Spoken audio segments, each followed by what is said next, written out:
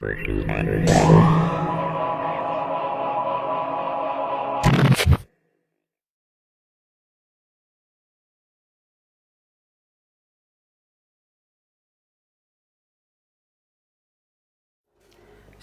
shalom enfants de Dieu, shalom bien-aimés dans les Seigneurs, shalom de où vous êtes, je dirais encore bonne année 2021.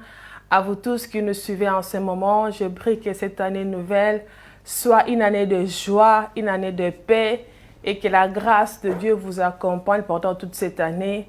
C'est vrai que 2020 n'était pas facile, mais cette année nous croyons à la grâce du Seigneur qui est sur nos vies et sur vos vies à la maison.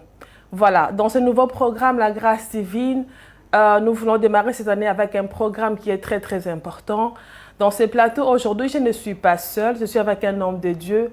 Voilà, je vais dire bonjour, docteur. Bienvenue dans ce programme, la grâce divine. Merci. C'est vrai que c'est un tout nouveau programme. Et pour ceux qui nous suivent, ils nous voient pour la première fois. Moi, c'est la sœur Nadine. Et je laisserai la place à docteur de se présenter, parler un peu de vous pour les gens qui vous regardent. Dites-nous un peu qui est le docteur et voilà. Merci beaucoup, ma sœur, pour ces privilèges que j'obtiens de la part du Seigneur, de passer dans cette émission et de le faire avec vous, bien évidemment. C'est la première fois, j'espère que ce ne sera pas la dernière. Oui. Je suis Emmanuel Kama, serviteur des dieux, docteur du ministère. J'habite Bruxelles et je dirige la communauté chrétienne Le Saron et je suis promoteur de l'école biblique FMI qui est basée en Europe et un peu partout. Et je sers le Seigneur, voilà. Merci beaucoup, c'est le docteur Kam. Donc aujourd'hui, préparez-vous. On va naviguer en hébreu, en grec comme d'habitude parce que c'est un docteur de la parole. Donc, j'ai voulu aujourd'hui partager ce thème avec lui parce que je crois que beaucoup d'entre nous, nous savons bien que les choix du conjoint, je sais que beaucoup d'entre vous, d'entre nous, déjà en tant qu'enfants de Dieu, nous avons vraiment beaucoup du mal à faire le choix d'un conjoint. Donc, voilà la raison pour laquelle cet après-midi avec les docteurs, nous avons voulu parler de ce thème. Je sais que ça va vraiment vous bénir. Je vous demanderai de prendre un papier et un stylo, d'écrire ce que nous allons parler ce soir. Sans plus tarder, docteur, les choix du conjoint. Merci beaucoup, ma soeur Nadine. Ce thème fait partie d'un des projets que j'ai sur un livre que j'ai fini d'ailleurs d'écrire. Je l'ai en manuscrit. Je pense que dans très peu de temps, nous allons l'envoyer à l'impression. Je l'ai intitulé « Comment faire un bon choix ». Ouais. Comment faire un bon choix dans le mariage. Je pense que aujourd'hui, le problème du choix est devenu un sérieux problème, que ce soit pour le chrétien ou pour tout le monde, le païen et que sais-je. Et le Seigneur a mis dans mon cœur de bien écrire, de bien réfléchir. Cet ouvrage, oui. Et écrire cet ouvrage. Donc, je me suis basé sur la parole de Dieu, la Bible, tout en faisant référence sur plusieurs aspects liés aux sciences humaines, notamment dans la psychologie, l'anthropologie et aussi la sociologie. Donc, j'ai navigué mes réflexions sur la Bible et sur quelques sciences humaines que je viens d'élucider tout à l'heure. Et aussi dans la Bible, je me suis référé sur 4 récits. Le tout premier, je pense que c'est aujourd'hui, Dieu nous donnera l'occasion de réfléchir sur ces récits. Il est question du mariage entre Isaac et Rebecca. Et donc, dans ce récit, nous avons beaucoup de points à développer.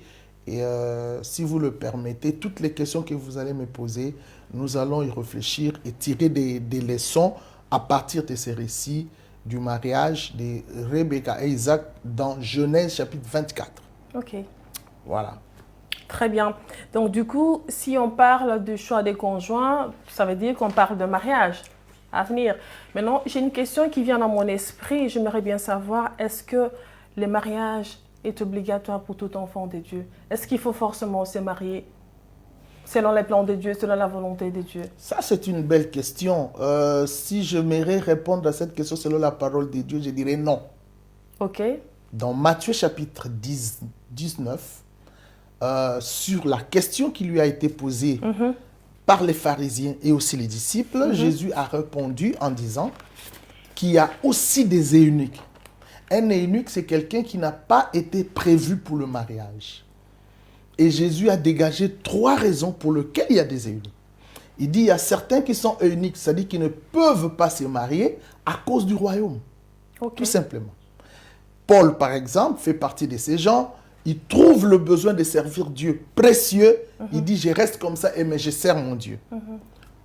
Il y a ceux-là qui ne peuvent pas se marier parce que les hommes leur ont soumis.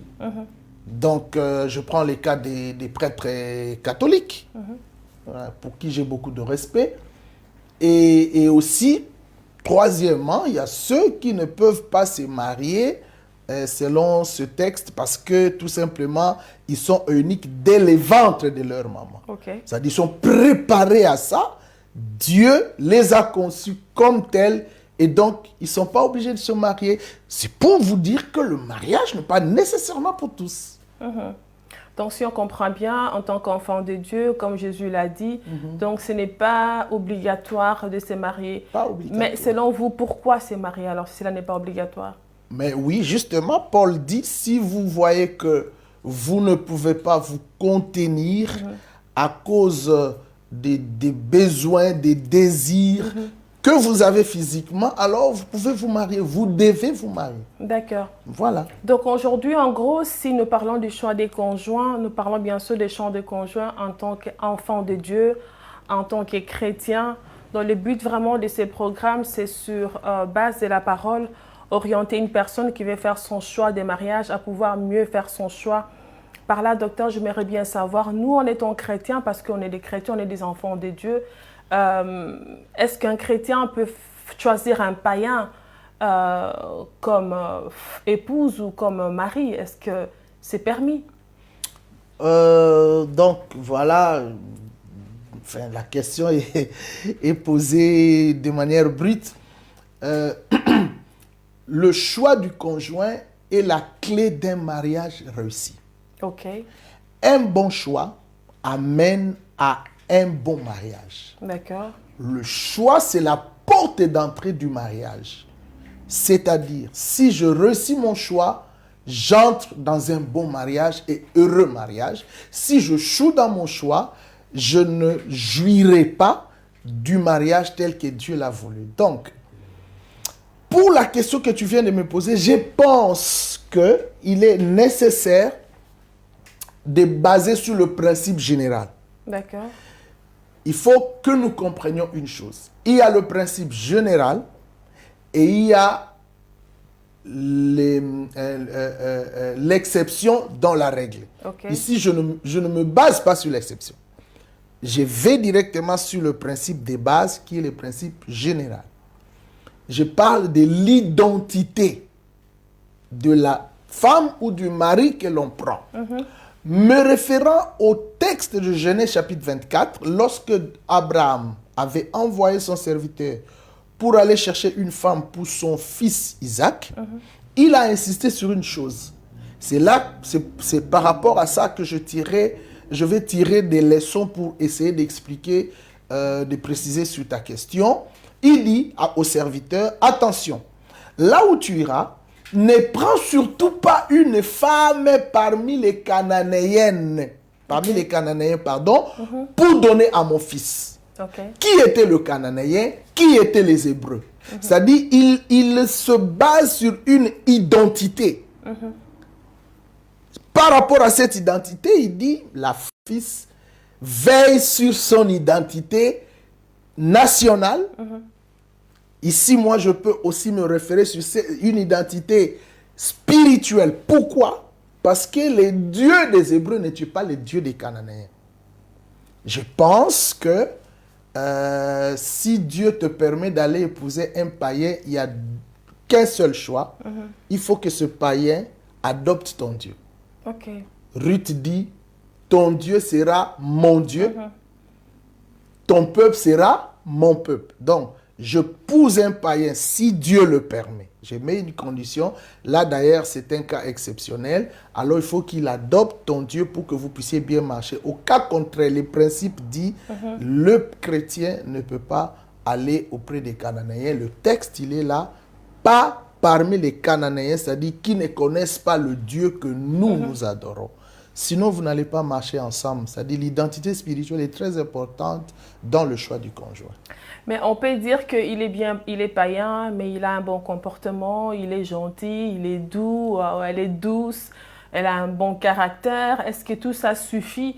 Par exemple, parce qu'on peut être en face d'un chrétien, mais qui a un mauvais comportement. Et d'un côté, on a par exemple un païen ou une païenne, mais en fait qui a, qui a un bon cœur, qui est poli, qui est serviable et qui a toutes les qualités qu'un homme ou qu'une femme peut chercher. À ce moment-là, est-ce qu'on peut dire, voilà, je l'épouse quand même, malgré qu'il n'est pas chrétien, mais parce qu'il a un bon comportement? Oui, le problème, c'est même pour comprendre ou connaître ses comportements, il faut l'épouser. Or, pour épouser, il faut connaître son identité. Donc, c'est là le point de départ.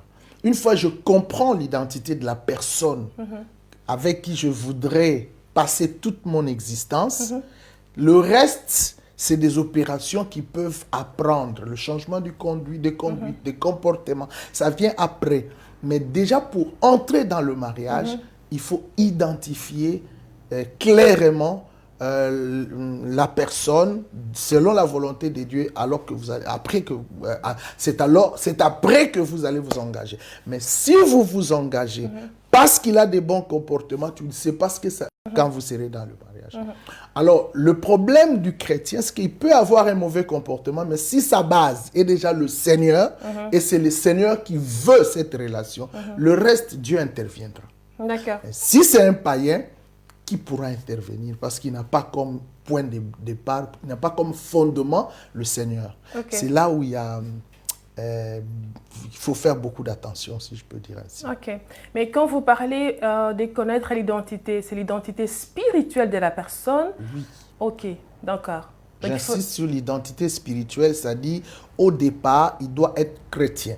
Parce que s'il est chrétien, vous allez parler le même langage, vous aurez des mêmes programmes spirituels, parce que le spirituel est très important, je parle pour nous les chrétiens, le spirituel est très important pour engager le reste de l'existence, parce que nous dépendons de Dieu, en fait.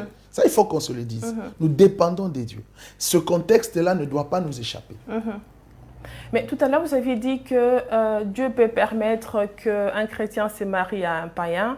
Dieu peut utiliser un chrétien dans le mariage pour pouvoir gagner le païen? Oui. Je ne suis pas extrémiste.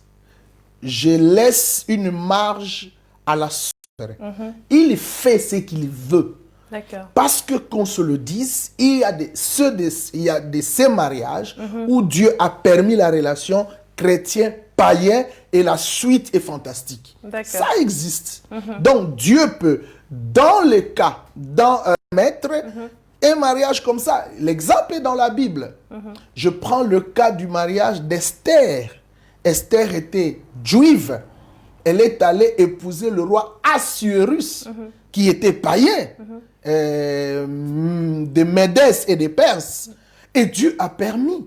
Parce qu'au fait, très souvent, quand Dieu permet de telles relations que j'appelle hybrides ou mixtes, et en vertu de la mission, en tout cas la souveraineté de Dieu est toujours présente.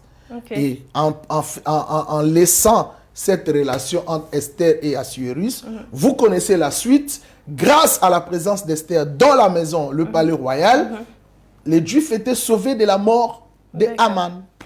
Donc, c'est-à-dire, quelque part, Dieu peut permettre l'union d'un païen et un chrétien. Mais ça fait partie des exceptions dans la règle. Et s'il permet, il faut maintenant comprendre quelle est la mission qu'il y a derrière cette permission. Ok. Mais étant donné que pour nous, enfants de Dieu, on part déjà sur base qu'on s'est marié entre nous chrétiens, parce que c'est ce que la Bible recommande normalement. Mais maintenant, comment savoir si on est en face d'un païen, que voilà, ça peut-être c'est la mission que Dieu me donne. Donc il y a quelqu'un qui nous suit par exemple et qui dit, parcours, comment est-ce que je peux savoir que peut-être que c'est Dieu qui l'amène sur mon chemin, que c'est les plans de Dieu ou c'est pas les plans de Dieu? Dieu parle. Ok. Dieu parle. Je reviens sur le récit de Genèse 24. Le serviteur envoyé, il s'en va. À un certain moment, il est face à un flou. Il a mis ses genoux et il a prié. Et c'est là l'aspect le plus important que la plupart d'entre nous, chrétiens, oublions. Pouvoir assumer. Ça dit, je dois faire intervenir Dieu. Seigneur, je suis face à quelqu'un qui me fait la cour. Ta parole dit ça. Mais moi, je voudrais savoir, qu'en pensez-vous par rapport à cette relation? Le serviteur a prié, il a dit, Seigneur, moi je m'en vais, mais j'ai besoin que tu me fasses rencontrer la personne qui tu veux qu'elle soit, la femme du fils de mon maître. Donc la prière doit être prioritaire, on doit chercher Dieu, et Dieu parle, il va parler. Ok. J'aime bien le fait que vous soulevez qu'il faut prier, parce qu'il faut dire que on entend beaucoup de choses. On entend même des hommes de Dieu dire que voilà, c'est vrai que c'est même pas dans la Bible qu'on entend dire que une fois Dieu a choisi la femme pour Adam, et voilà, et Adam a donné la faute à Dieu. Du coup, Dieu dit voilà, je ne choisirai plus la femme pour un homme, et l'homme devait faire son choix lui-même. Donc, on entend des pasteurs dire que Dieu n'intervient pas dans le choix de la femme ou de l'homme. Donc, tu choisis ta femme, tu choisis ton homme et tu les présentes à Dieu. Qu'est-ce que vous direz par là? Alors, je voudrais nuancer. Dire que Dieu ne choisit pas. Je ne sais pas de quel... c'est par rapport à quel contexte, entre guillemets, le disent. Je veux donner un texte clair. Dieu, aujourd'hui, d'ailleurs, tu l'as dit à la... quand on dit Dieu ne choisit pas, c'est dire Dieu ne descend pas. Dieu ne descend pas pour aller choisir pour Kama, une femme.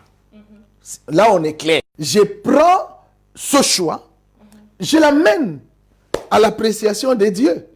Je peux voir, j'ai dit Seigneur, moi je vois. Par exemple, mon cas, j'ai vu, j'ai ramené auprès du Seigneur et j'ai reçu l'approbation de Dieu. Donc, Dieu, nous choisissons, mais étant conduits par le Saint-Esprit, nous soumettons à Dieu, Dieu entérine et Dieu permet. Il y a un texte qui dit, le cœur de l'homme forme les projets.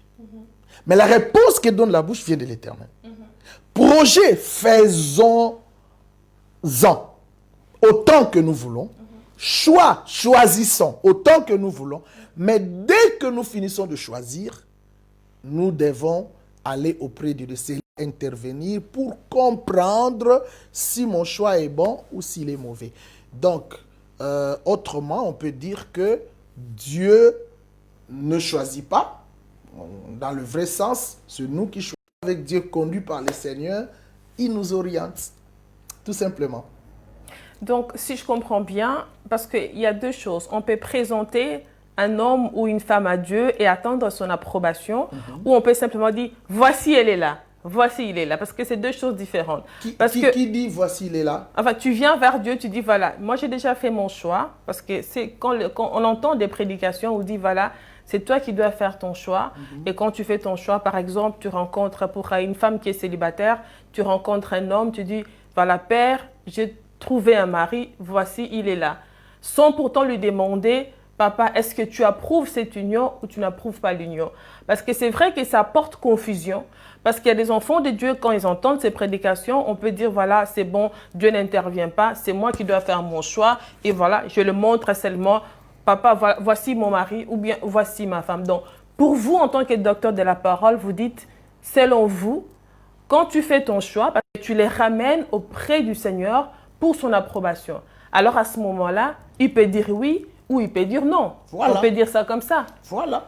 C'est pourquoi il est essentiel de faire intervenir Dieu, pas dans le choix, mais dans l'appréciation du choix à toi. Mais l'appréciation et l'approbation doivent provenir de Dieu. Pourquoi? Pourquoi? La personne Mais tu ne la connais pas. Tu ne la connais pas devant toi. Il est écrit, le cœur de l'homme est tortué par-dessus tout, il est méchant, qui peut le connaître? On ne pousse pas la chair, on ne pousse pas la beauté. Seul qui est capable de voir et de connaître les cœurs, c'est Dieu. Donc je dois faire intervenir Dieu, non pour qu'il me dise ce que j'ai fait comme choix, mais pour qu'il me dise si c'est bon, si c'est lui ou si c'est pas lui, si c'est elle ou c'est pas elle. Il est écrit, l'homme regarde à ce qui frappe les yeux, mais l'Éternel regarde au cœur. Alors, comme j'ai besoin d'un cœur qui peut aller avec mon cœur afin de créer de l'équilibre pour un couple. Tu connais mon cœur, je te présente cet autre cœur. Voyez-vous, est-ce que ce cœur-là que je te présente peut pouvoir donner de l'équilibre au mien ou non? S'il dit oui, tant mieux. S'il dit non, change. C'est d'ailleurs le problème. Rigoler. C'est d'ailleurs le problème que je vois. Quand nous allons présenter à Dieu quelqu'un, une femme ou un homme, nous avons déjà il y a même certains qui vont plus loin que Dieu, la personne, ils n'attendent que le oui de Dieu. C'est là où il y a le problème. À ce moment-là, à quel moment on peut le présenter à Dieu? À quel moment? Parce que c'est vrai qu'en cheminant, les sentiments peuvent toujours naître qui vont influencer, bien sûr, la prière.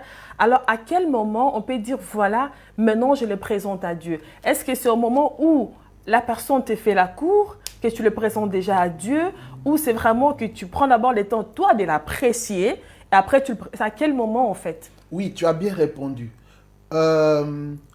Bon, là tu parles en féminin. Ben, en fait, je me mets un peu à la place d'une femme. D'accord. Je dis en même temps aussi, ça peut être aussi un homme qui voit une fille, qui apprécie une fille, qui aborde la fille de Dieu. Il faut que Dieu approuve la relation. C'est vrai qu'une relation a des étapes, mais selon vous, à quel moment parce que c'est vrai que si les sentiments commencent, on va vers Dieu. Est-ce que c'est au moment où on reçoit cette demande en mariage, ou qu'on va directement vers papa pour dire, regardez cette demande, est-ce que vous appréciez oui ou non? Ou en tant que chrétien, on prend le temps de connaître, on prend le temps de développer avec la personne. La difficulté que je peux avoir maintenant, c'est qu'il faut répondre du côté féminin et du côté masculin. Je commence du côté féminin. Quelqu'un vient, fait la cour à une sœur.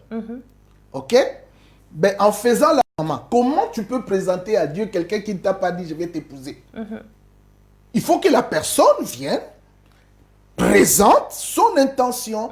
Ma soeur, en tout cas, je suis très heureux je t'apprécie et si Dieu veut, si Dieu le souhaite, en tout cas, je pense qu'on pourra se marier. Donc, je veux t'épouser. J'ai besoin de t'épouser. J'ai besoin d'être avec toi. En fait, je ne pense pas que dès les premiers mots, les sentiments, pouf, ça naisse. Vous, les femmes, les sentiments viennent tout lentement, progressivement. C'est la nature féminine. Dès que les paroles des promesses sont faites, c'est alors que le moment de le présenter à Dieu commence. C'est-à-dire, à ce moment qui vient, que tu as vu, tu peux ne pas l'apprécier. Écoutez-moi bien, vous qui m'écoutez, païen ou chrétien, tu peux ne pas apprécier la personne. Vous pouvez ne pas apprécier la personne. Là n'est pas le problème. Le problème, c'est quand est-ce que Dieu va vous autoriser? Pourquoi? Parce que je connais des cas où des personnes, au début, il n'est pas de mon goût. Il ne répond pas à mon goût, il les chasse dans son cœur, dans son esprit. Mais plus tard, Dieu revient pour dire, c'est lui que j'ai choisi pour toi. Et le reste, c'est Dieu qui fait son travail de faire naître l'amour, de le faire grandir. Donc, je peux dire, si je me mets du côté féminin, dès que les paroles commencent à demander à Dieu, parce que tu as une promesse. Du côté du mari, quand moi, je conseille au mari de voir Bon, beaucoup m'ont dit, mais écoutez, docteur, pendant que moi je traîne l'autre peu. Ouais, les plus rapides. Le plus rapide, je vais dire à ces gens, les femmes n'ont pas fini. Hein. Même si on la récupère, ne t'en fais pas. Si elle t'appartient, elle t'attendra. De toutes les façons, de ce côté-là, Dieu est lui-même le metteur en scène. Hein. Ah oui. Ça, il faut pas personne. Moi, je pense qu'avant d'aller poser le problème, recevez l'ordre de Dieu. D'accord. Je pense que c'est une tentation. Parce que quand vous allez et que la personne malheureusement n'a pas consulté Dieu, il vous balance le oui, à vous, c'est les sentiments qui vont naître. Et dès que les sentiments remplissent le cœur devient lourd de refouler ces sentiments. D'accord. Et c'est là où beaucoup de difficultés se présentent plus tard. Et puis attention, bon là, c'est pas le cas. J'allais dire, faut pas apprécier ou aller... Si tu vois une sœur que tu apprécies bien, avant d'aller parler à cette sœur, il faut d'abord prendre le temps de prier le Seigneur.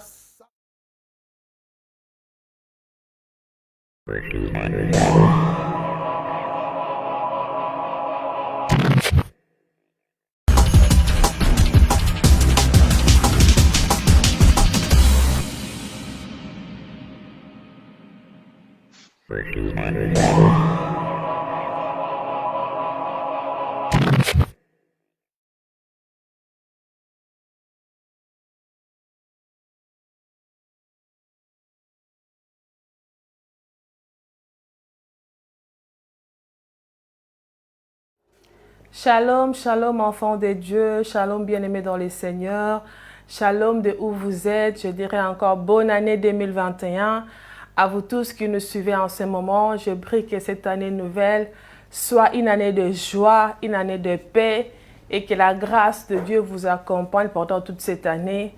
C'est vrai que 2020 n'était pas facile, mais cette année nous croyons à la grâce du Seigneur qui est sur nos vies et sur vos vies à la maison. Donc, c'est-à-dire que si un frère aujourd'hui à l'église, tu vois une sœur...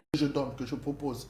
Ici, sur les récits sur lesquels je me suis basé, le serviteur d'Abraham n'a pas vu Rebecca avant la prière. Il n'a vu Rebecca ni lui. Et il ne la connaissait pas. D'ailleurs, quand on lui a demandé d'aller, on lui a dit allez chercher une femme. L'article est indéfini, une femme. On ne connaît pas laquelle. D'accord. Mais en fait intervenir Dieu. Et en faisant intervenir Dieu, et heureusement aussi, il a demandé un signe. C'est aussi encourageant. Il dit, Seigneur, je vais. Alors, la femme qui sortira la première pour puiser l'eau, je veux qu'elle soit. Et puis celle à qui je demanderai un service, je veux qu'elle soit celle-là. D'accord. Et Dieu a répondu à sa prière. Ok, ça c'est bien, ça, c'est fort. Mais on a vu que Éléazar a rencontré Rebecca dans un puits. Maintenant, pour nous, enfants de Dieu, parce qu'on n'est pas permis d'aller dans les boîtes de nuit, dans des endroits comme ça, c'est quoi pour vous un endroit favorable? Idéal. Ouais, un endroit favorable, idéal pour trouver, rencontrer. Bon, mais j'ai évoqué l'endroit, le puits, parce que déjà dans l'Ancien Testament, les puits étaient les lieux de rencontre. Vous voyez, nous sommes dans un contexte traditionnel, hébraïque, où le jeune fille venait puiser de l'eau dans la puits. D'ailleurs, l'histoire de Jésus avec la femme samaritaine, ça s'est passé dans le puits, devant le puits. Et il y avait un petit souci par rapport à ça, parce que quand même les disciples sont venus en voyant Jésus parler devant une femme, tout près du puits, c'était scandaleux, parce que c'était contraire aux mœurs de l'époque, tu vois. Alors, si je contextualise ça aujourd'hui, je pense que les lieux de rencontre, d'abord, il n'y a pas un lieu précis, prévu pour rencontrer. D'accord. Mais en tant qu'enfant de Dieu, nos réunions de prière, nos conférences, nos réunions spirituelles sont des moments importants. C'est pourquoi j'encourage les pasteurs d'organiser des rencontres d'autres églises, aussi pour faciliter les rencontres. Donc il faut créer des rencontres, il faut créer des activités qui peuvent nous mettre ensemble pour que plus tard nous puissions aussi nous voir, nous observer. Aujourd'hui, il y a les réseaux sociaux, je ne condamne pas les réseaux sociaux parce que ça nous aide à nous rencontrer, mais aussi il faut faire très attention pour rencontrer des gens sur des réseaux sociaux parce que là, tu ne les connais pas. Les réseaux sociaux, souvent, ils présentent un côté autre que les plus grands côtés. Donc, il faut baser ça sur l'église, les conférences. Voilà. C'est toujours de moi, par exemple, j'ai rencontré mon épouse dans l'église. À l'église. Maman Rachel, qu'on salue de loin. Ouais. C'était pas mon église, c'était l'église d'un ami. Je suis allé prêcher et j'ai vu une étoile qui brillait. Mon cœur priait, Dieu confirmé. Et au fur et à mesure, Dieu confirmé. Je mettais la pression à mon ami pasteur. Finalement, il dit, bon, ok, lui parler. Voyez-vous. Et je suis allé lui parler. Même quand je lui ai parlé, j'ai dit, malgré que je te parle. D'accord. Pour encore plus avoir de confirmation. 27 ans de vie commune. Ah ouais. Ah, c'est pas donné. Hein. C'est pas donné. Dans le 27 ans, fidèle, elle fidèle à moi, moi fidèle à elle, fantastique. On bénit le Seigneur. On sait que seul l'amour pourra nous séparer. Ok. Merci beaucoup, docteur. Revenons sur l'histoire de la pluie. On voit ici Éléazar sur la femme de son serviteur. Pour vous, en tant que docteur de la parole, en tant que pasteur, en tant que père, quels sont les critères sur lesquels un chrétien doit se baser pour faire un bon choix? Oui, je reviens d'abord sur les récits. Je ne rigoureusement les récits, il y avait de critères. Mais plutôt, je ne sais pas si je peux appeler ça critères ou conditions, mais je veux dire, ça demande lié à un signe, accompagné d'un signe. Ce n'était pas un critère. Il dit tout simplement, Seigneur, celle à qui j'ai demandé, ça c'est le signe. Et qui par elle-même prendra encore de l'eau pour abreuver mes chameaux. Ah, c'est celle-là qui sera. Alors, je me mets à la place de vous qui avez posé les critères. Voici le conseil. Même si moi je ne suis pas pour les critères, serrez de critères, ne soyez pas rigoureux de manière absolue à ces critères. Parce qu'au-dessus de vous, il y a un Dieu qui est souverain, qui vous connaît plus que vous-même et qui connaît la femme ou l'homme que vous voulez épouser plus que lui ou plus qu'elle. Donc, le mieux serait peut-être faire comme ce serviteur, demander un signe. Et oui. Ouais, c'est vrai que quand on parle des signes, c'est un autre domaine, peut-être que beaucoup. Mais n'empêche que c'est vrai que ça reste la souveraineté de Dieu, mais nous avons aussi l'Esprit de Dieu qui est en nous, qui nous oriente aussi. Moi, je pense qu'un homme doit aussi avoir, lui, ses critères, et tout dépend de quel genre de critères qu'il a. Dans ces critères, ça reste la souveraineté de Dieu. Comme on a dit au cas d'Éléazar, on peut le dire critères en d'autres termes, parce que quand on regarde l'acte qu'a fait Rebecca, c'est un acte d'amour, c'est un acte de patience, de la douceur, parce qu'on peut dire que ce n'est pas donné à chaque femme, on le voit. Il y a des femmes qui sont serviables et qui ne le sont pas, qui sont attentionnées, qui ne le sont pas. Parce qu'il y a eu beaucoup de femmes qui sont passées après elle, mais comme c'était son mariage, elle avait répondu à tous ces critères-là, aux conditions. Je pense qu'avant que la souveraineté de Dieu vienne imposer les choix, l'être humain doit avoir certains critères. En fait, parce que tu ne peux pas prendre toute personne. Tu as des critères. J'ai un exemple, je peux dire, il y a une femme qui dit... Moi, j'aimerais bien que ça soit vraiment un homme qui craint Dieu. J'ai vraiment un œil de nouveau. C'est vrai que ça vient de la souveraineté de Dieu. Vous, en tant que pasteur, quels sont les critères, termes qu'un chrétien doit se baser pour dire, voilà, cette personne-là, je peux marcher avec, cette personne-là, je peux aller consulter Dieu. Donc, il doit avoir quand même des critères. Je reprends. J'avais dit ceci, que je ne suis pas contre les critères. Il faut maintenant classifier les critères qui restent comme tels. La foi en Christ, c'est l'essentiel. Alors, certains vont plus loin, maman. Papa, Seigneur, mon Dieu, il faut qu'il soit pasteur. Ok. Bon, vous, vous demandez à Dieu un pasteur. C'est pas mauvais.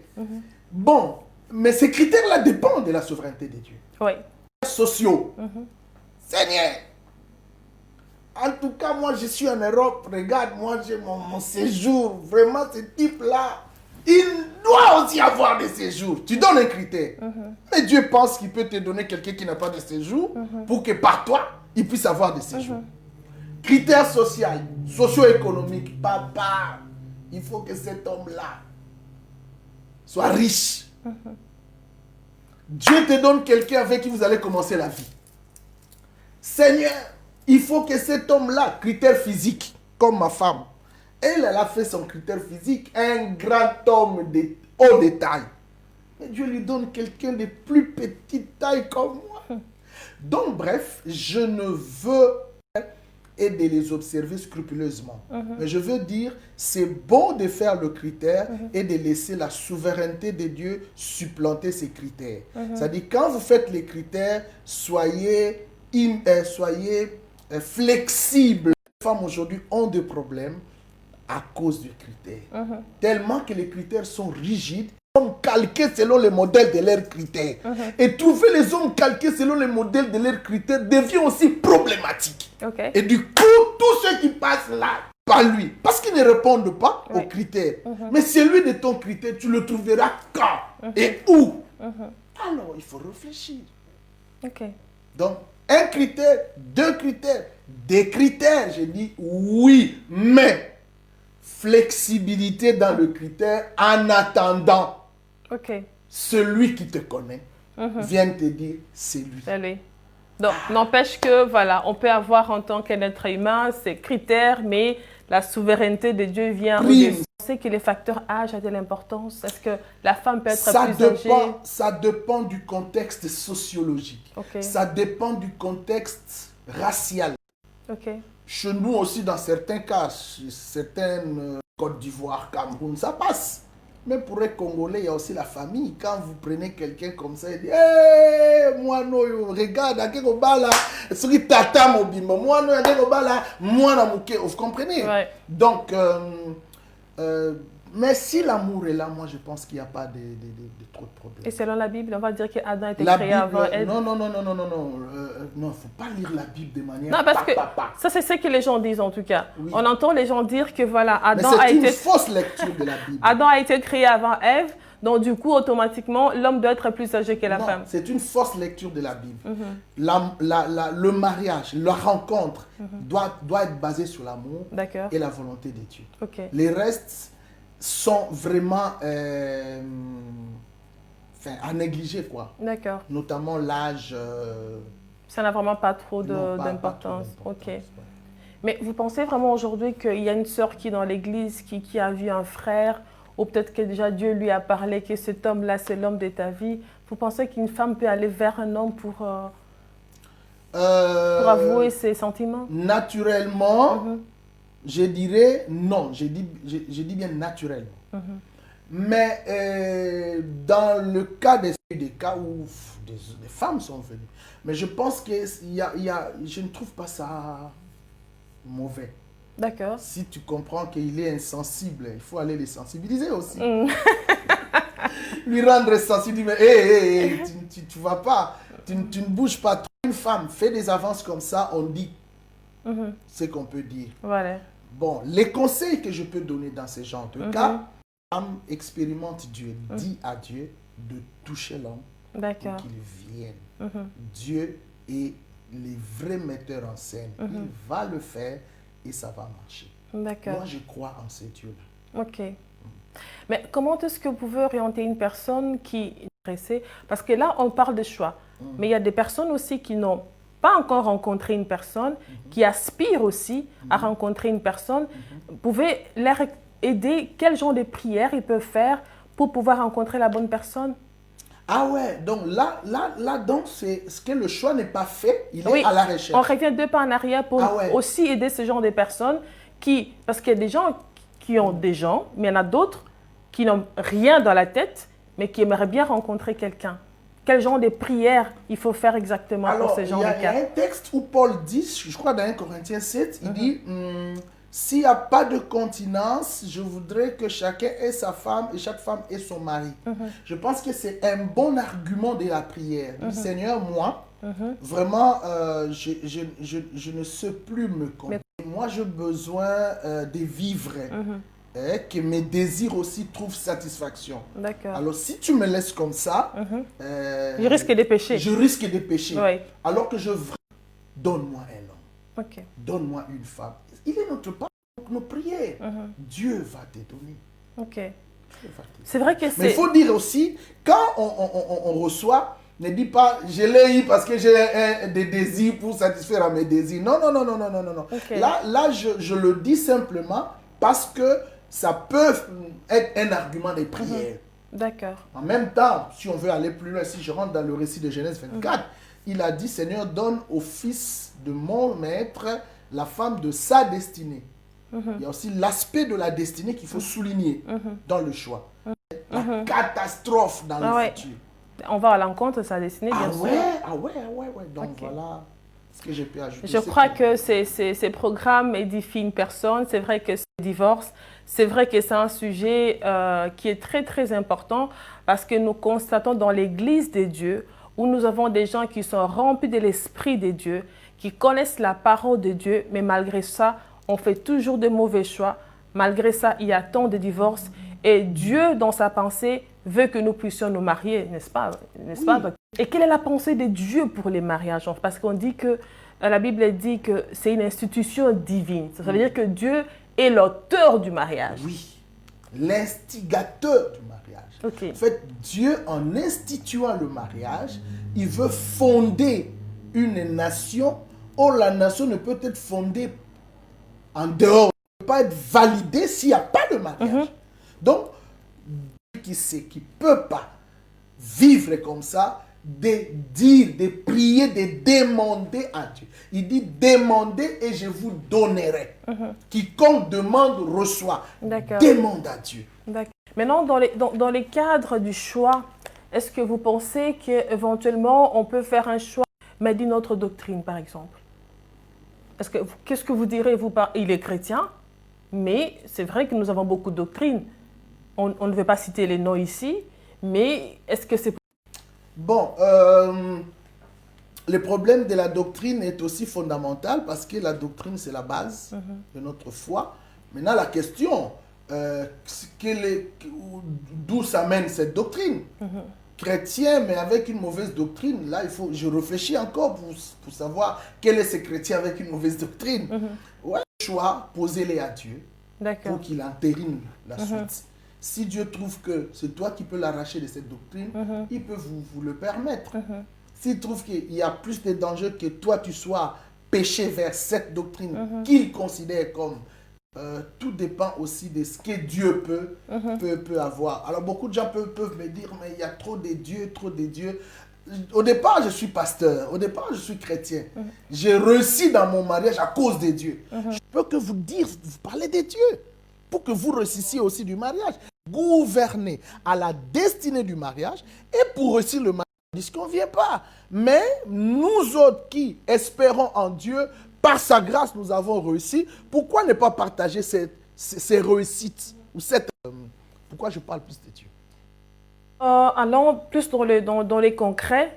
Un jeune frère qui rencontre une jeune sœur et que voilà, le frère prie, comme vous l'avez dit, on nous a conseillé qu'il fallait prier avant d'aller rencontrer la sœur, que Dieu donne l'aval pour aller parler à la sœur et que la sœur, dans l'entretemps, étant là, Dieu approuve la relation, oui ou non. Comment est-ce que ces gens sont censés marcher en attente de la réponse de Dieu? Comment est-ce qu'ils doivent se comporter? Belle question. Vraiment que Dieu te bénisse pour cette question, Nadine.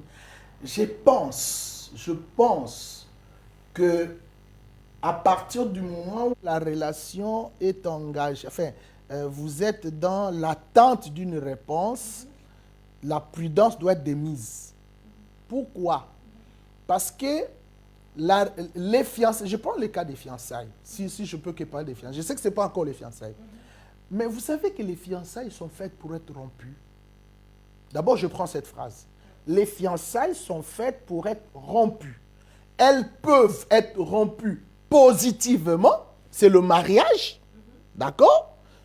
Quand on n'est plus fiancé, donc on est marié, que les fiançailles sont rompues, mais elles peuvent aussi être rompues négativement quand on ne s'est pas accordé. Ça n'aboutit pas. Ça n'aboutit pas. Deux personnes ne peuvent pas marcher ensemble s'il n'y a pas de la convenance. La parole de Dieu le dit.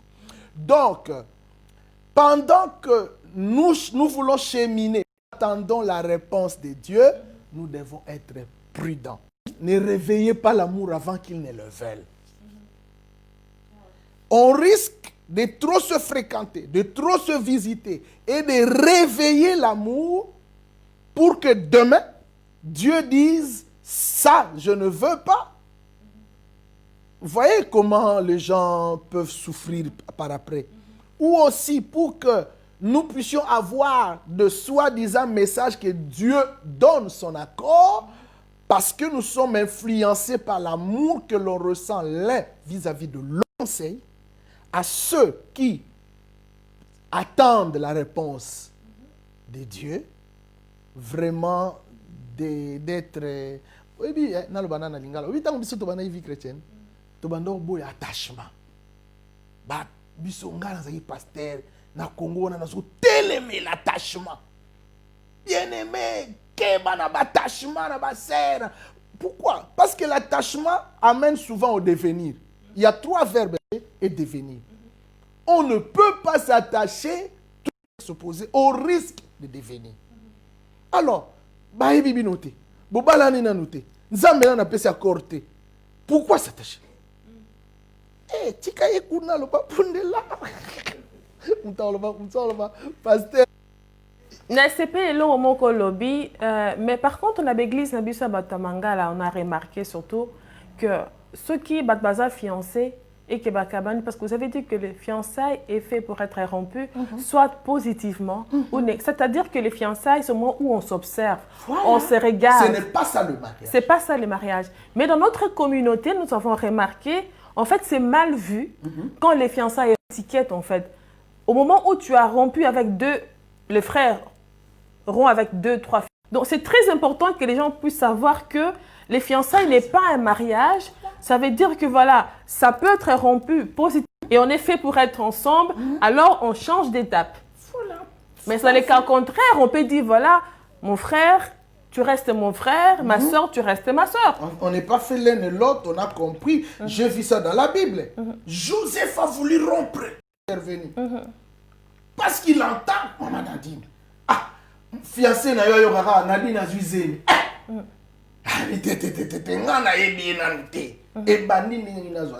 Il a voulu rompre, il a dit non, non, non, non. Ça c'est un mystère, c'est moi, Jésus le Sauveur viendra, continue. Voyez-vous? Donc les fiancés sont faits pour être rompus. En plus de cela, maman, pendant qu'on est fiancé, on ne peut pas se connaître sexuellement. Oui, écoutez-moi mes amis, je dois... Bon, ne m'appelez pas extrémiste. Et ne dites pas, oh non, nous sommes dans un autre... Parce que quelqu'un a dit, n'oubliez pas que nous sommes au 3e millénaire, n'oubliez pas que les choses ont évolué. Non, la Bible reste telle. En fait, je prends la définition du mariage. Le mariage est défini comme étant la relation entre deux personnes de sexe opposé. Opposé, oui. Alors que les rapports sexuels... C'est aussi la relation entre deux personnes de sexe opposé. C'est-à-dire, le rapport sexuel sont définis comme étant le mariage. Ok. Et donc, les rapports sexuels ne sont censés être faits que dans le cercle marital du mariage. Maintenant, pendant le fiançailles, si vous vous connaissez, donc vous êtes déjà marié. D'accord. Et donc, ça ne servira pas de dire on est fiancé alors qu'on se connaît sexuellement. J'ai un exemple dans la Bible, maman. Ok. Joseph, fiancé de Marie, ne la connaissait pas. Le jour où elle apprend que Marie a beauti à Zuzemi, pardon, aligné à rompre pour l'obi, na yebi teke, na yebi enanoute pour tous ma fiancé. Mais bandi n'engeni na Zuzemi. Voilà. Voilà le modèle de fiançailles. dans l'ancien Israël, les fiançailles, les gens se mariaient vierges. Les lois en société. Enfin, ce que ça c'est 100%, c'est 1%. Bon, là c'est moi qui dis. Le reste c'est Dieu qui connaît. J'imagine. Mais pourquoi les gens se mariaient vierges? Parce que babanda qui connaît bana sexuellement kaka na katia libala. Na libala, non, on doit se garder. Là maintenant je m'adresse à tous les fiancés et à tous les proposés. Vous n'êtes pas obligés, vous n'êtes pas censés, vous n'êtes pas obligé de vous connaître. Vous ne devez pas le faire. Sinon, vous péchez. Pourquoi? Parce que si demain Dieu dit, ce n'est pas ton homme, ce n'est pas ta femme. Mais aussi, aussi consommons les mariages. Donc, ne consommons pas les mariages avant les mariages proprement dit. Voilà. Merci beaucoup, homme de Dieu. Je crois que c'est vraiment un message fort qui va bénir une personne. Parce que aussi longtemps que vous n'êtes pas connu sexuellement, il n'y a pas de problème. Donc, on garde les respects parce que... C'est très important. On ne se connaît pas, tu restes mon frère et je reste ta sœur. Mais moi, je pense que le plus grand problème, c'est vraiment de connaître la volonté de Dieu. Ça, c'est fondamental. Ça, c'est le plus grand problème. Et je crois qu'on peut prier, mais comment est-ce qu'on peut savoir réellement? Parce que quand on prie, souvent, on attend à ce qu'on reçoit des songes. Mais des fois, le songe ne vient pas pour que Dieu vienne nous parler à une voix, dire que voilà, c'est ton mari. Mais comment est-ce que les chrétiens peuvent être, cette sensibilité à savoir que voilà, c'est la volonté de Dieu? Très, très bien. Très belle question, maman Nadine.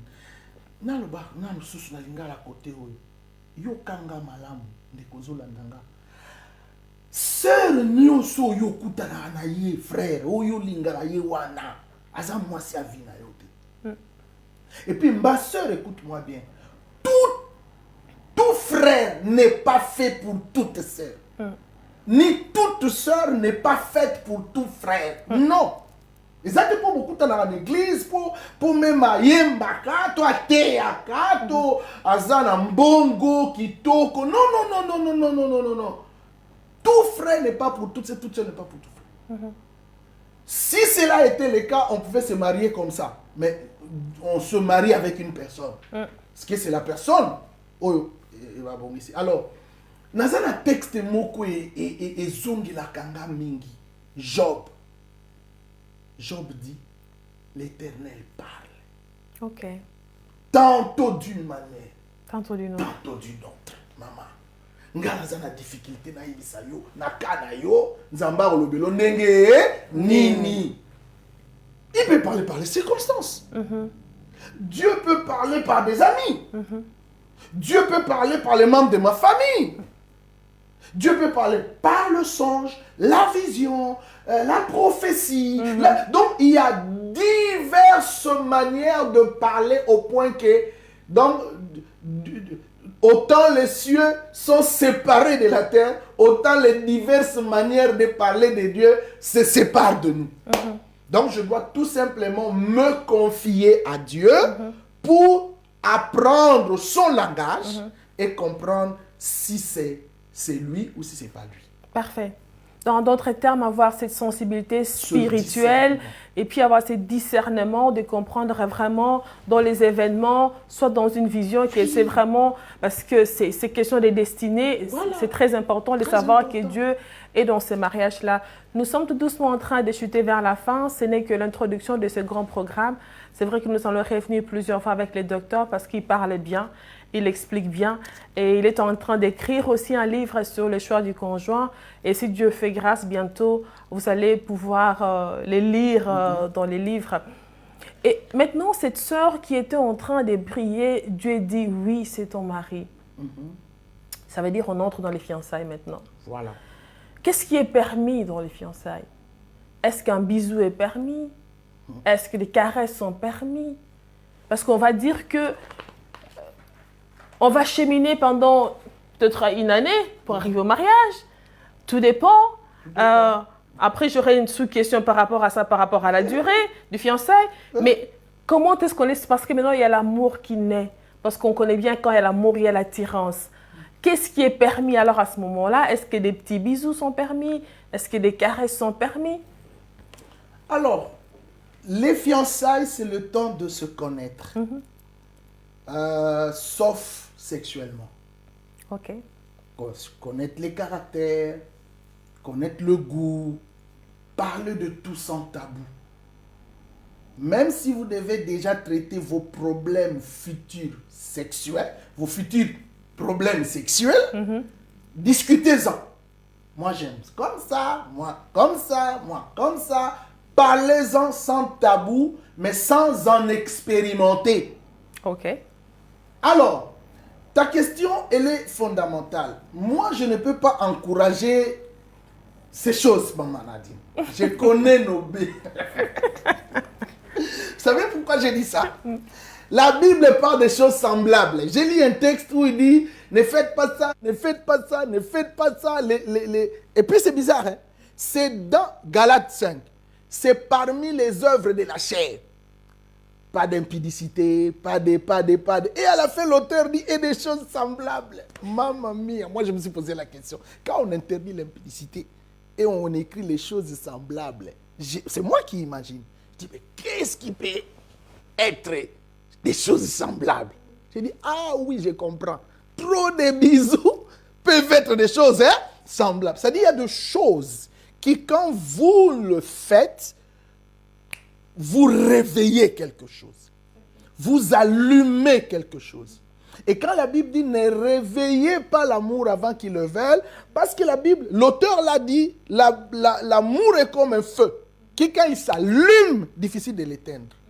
Alors, évitez tout ce qui peut préluder vers le péché sexuel, vers le péché physique. Voilà. Donc, pour moi, une salutation, une bise à la joue, il n'y a pas de souci, il n'y a pas de problème. Pourvu que derrière ces actes, vous ne développiez pas des intentions qui pourraient, je les mets au conditionnel, qui pourraient vous pousser, vous amener vers le péché. Donc, c'est-à-dire qu'on doit aussi éviter de trop se fréquenter, de trop se voir à des endroits où on se retrouve qu'à deux. Voilà, à des endroits où on se retrouve qu'à deux, à des heures tardives.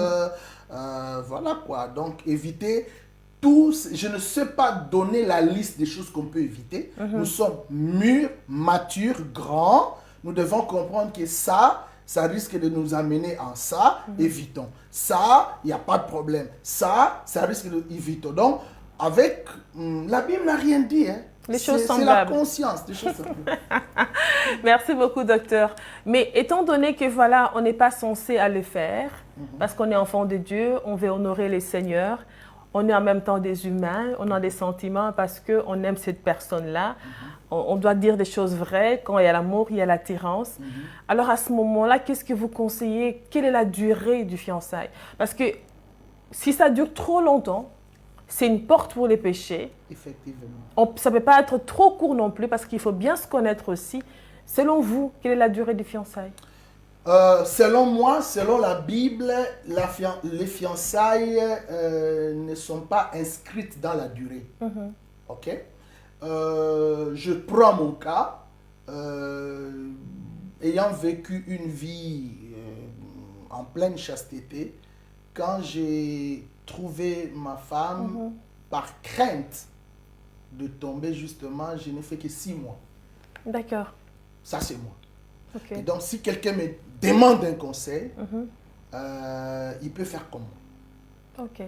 Bon, c'est lui qui voit, qui peut faire 1 an ou plus et résister, gloire à Dieu. Dire que c'est autant de temps, c'est difficile. D'accord. C'est difficile, mais le plus tôt serait le mieux. Et les restes, que vous le voulez ou pas, il y a certaines connaissances que vous allez développer que dans le mariage. D'accord. Donc, vous n'allez pas tout puiser ou épuiser dans les fiançailles. Hein? Non. Certaines choses, quand vous êtes ensemble, maintenant vous dormez ensemble, maintenant vous commencez, ah, toi c'est comme ça, ah, toi c'est comme ça. Donc, il faut vraiment le plus vite serait le mieux pour éviter de tomber. Ok. Ouais. Pour ne pas tomber dans les péchés. Ne pas tomber dans les péchés. Et on est presque à la fin du programme pour aujourd'hui. Mais j'aimerais bien savoir une chose, c'est une personne qui nous suit, parce que ça aussi, c'est très important, parce que nous sommes enfants de Dieu, membres d'une église. Alors, quel est le rôle du pasteur alors dans le choix du conjoint? Très important. Je pense que les pasteurs doivent accompagner le choix. Et je demande aussi à ceux qui nous écoutent, si vous êtes dans une bonne église, avec un bon pasteur, veillez aussi sur la question d'intéresser le pasteur. Moi, j'ai des cas où je regardais certains choix, j'ai dit ça, c'est pas bon pour toi. Et c'est bizarre parce que tout ce que je dis est allé correct. Parce que je sais voir. Je suis un homme spirituel. J'ai mes enfants. Je vois ma fille. Je vois mon garçon. Je dis, vous deux là, ça ne marche pas. Et ça, c'est arrivé. Donc, il faut aussi de temps en temps associer Dieu, les pasteurs, pour un accompagnement et aussi des conseils. Si vous voulez écouter les conseils du pasteur, tant mieux. Si vous refusez, vous n'êtes pas les mains, vous n'avez pas les mains et les pieds liés, quoi. Vous êtes libre. Mais je veux vous demander d'écouter les conseils. Et ceux qui sont déjà engagés, ou qui sont engagés dans vers le processus du mariage, et que vos parents, vos pasteurs, vos encadreurs ont dit non, il faut les écouter. Quand c'est plusieurs personnes comme ça, de manière indépendante, il faut dire que c'est aussi le langage de Dieu. Parce que la répétition est souvent le langage de Dieu. Donc, la prudence sera de mise. Mais dans tout cela, soyez convaincus par vous-même. Mais tout dépend aussi de la motivation du pasteur qui dit non. Parce que qui dit pasteur ne veut forcément pas dire que c'est un bon pasteur. Parce qu'on a entendu tellement des histoires que les pasteurs peuvent dire non parce qu'il a peut-être une vue sur la sœur ou quoi que ce soit. Donc, c'est pourquoi au début, j'avais dit si c'est une bonne église et un bon pasteur. Je savais. Je savais parce qu'on a vu des cas où finalement c'est triste. Bon, ça, il faut laisser comme ça. Merci beaucoup, docteur, pour votre présence sur mon plateau cet après-midi. C'était qu'une introduction. Voilà, nous sommes arrivés vraiment à la fin de notre programme. Merci à vous tous qui êtes restés branchés à nous suivre cet après-midi. Ce n'est qu'un début, c'est l'enfant qui vient de naître, mais qui va grandir, qui va marcher, qui va parler. Merci à l'ingénieur des sons qui est derrière, deux ingénieurs derrière cet après-midi. Merci à vous tous. Je laisse la place à l'homme de Dieu pour un dernier mot. Je bénis le Seigneur pour cette initiative et pour l'idée que tu as eue, Sœur Nadine, servante de Dieu, de créer cette plateforme, cette vision pour que des thématiques intéressantes soient discutées, et proposer des pistes, des solutions, des bénédictions pour les enfants de Dieu. Donc, je reste disponible. À tout moment, vous aurez besoin de moi pour intervenir sur n'importe quel sujet. Je me donnerai l'occasion de prendre part. Encore une fois, merci. Que Dieu bénisse votre vision. Allez de l'avant et que Dieu bénisse tous ceux qui nous ont suivis. Merci beaucoup, mais j'aimerais que vous puissiez faire une prière. Comme c'est la nouvelle année, l'année vient de commencer, elle va avoir sûrement ses grandes surprises, mais j'aimerais que l'homme de Dieu fasse une prière prophétique, ainsi pour ces programmes, et aussi pour vous qui nous avez suivis. Prions. Éternel des armées, nous bénissons ton nom en ce début de l'année. Grande de notre joie de nous retrouver autour de ces plateaux pour parler de toi et édifier plus d'une personne. Je bénis cette année 2021 pour quiconque qui nous suit, ses projets, sa vie, son choix, son mariage soient restaurés et bénis. Bénis les amis qui ont rendu possible cette émission. Même ceux qui sont des héros dans l'ombre que nous n'avons pas vus. Bénis-les et bénis toutes choses. Je recommande la servante de Dieu, Maman Nadine, entre tes mains. Fais-lui grâce, Seigneur, de créer encore d'autres émissions, de faire d'autres organismes, d'organiser d'autres émissions pour bénir les peuples de Dieu. Que la grâce de notre Seigneur Jésus-Christ, l'amour de notre Dieu et la communion du Saint-Esprit soient sur chacun de nous, aujourd'hui, demain, à jamais. Telle est ma prière. Amen. Amen, amen. Merci beaucoup. Merci à vous tous. On dit à bientôt. Encore une fois, bonne année dans vos maisons. Que la paix du Seigneur soit avec vous.